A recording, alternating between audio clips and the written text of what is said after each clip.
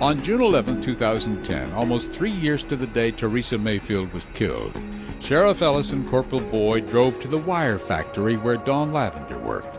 She was halfway through her day shift. And they told her she was under arrest for the murder of her friend Teresa Mayfield. She first wanted to know why we was arresting her. Then when she got to the jail, she said this was wrong, that we made a mistake. The corporal and the sheriff were only too happy to explain to Assistant DA Tim Evans how one clue had led to another, and eventually an inescapable conclusion. But Prosecutor Evans had questions, pointed ones.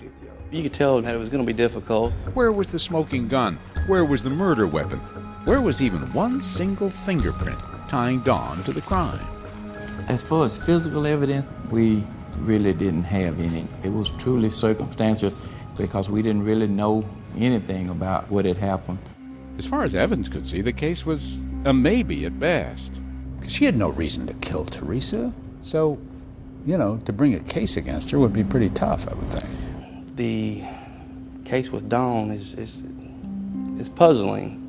When you're working with a circumstantial case, every piece of evidence is definitely important. Not that Corporal Boyd and Sheriff Ellis thought for a second that they were wrong. They believed Dawn was the killer.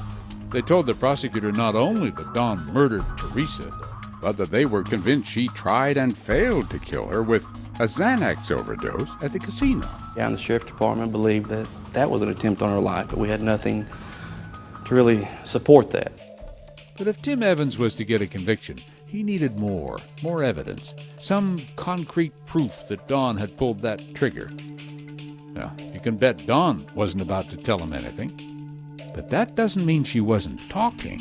We had another young lady that was getting out of jail, and she came to us and said that Dawn had been talking about the murder.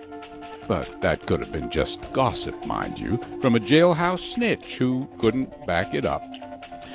But Dawn did have a cellmate. She was kind of in a jam herself, and she wanted us to try to help her. We can put a word into the DA or put a word into the judge. That was enough to get some cooperation from her. Right. The objective was simple. Get Dawn talking, wrangle from her something that at least sounded like a confession. Ellis and Boyd outfitted Dawn's cellmate with a digital recorder, no bigger than a matchbox. And on a Friday afternoon, as an unsuspecting Dawn sat in her cell reviewing her case file, her cellmate walked in and waited for some incriminating tidbit. What she got instead was the whole sickening story. Here's what Dawn told her cellmate about the morning Teresa was killed. Around 7 a.m., Dawn called Teresa with a lie to set the plan in motion. I wasn't taking any more vacation days. I told her my car was dead. She claimed her car had broken down nearby. Could Teresa come pick her up? Well, of course she said yes.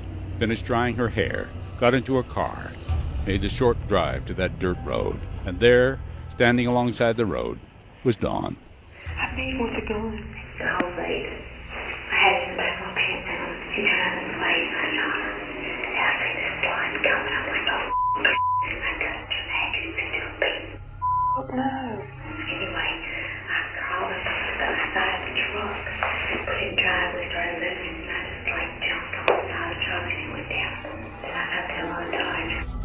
With calculated, cold precision, Dawn Lavender lured Teresa Mayfield to that dirt road. She then shot her in the back of the head, then steered her car into the brush, hoping it would stay hidden for a while. You're going to have to lie on the sign. I can look just like poor little innocent Dolly. Not the damn cold-blooded killer that I am. Cold-blooded killer? Literally, if you think about it, that's exactly right. Yeah. It's terrible to look at it that way, though. But it's truth. It was all there, a prosecutor's dream confession. She even referred to herself as a cold-blooded killer. But there was one question anyone with a beating heart wanted to ask. Why?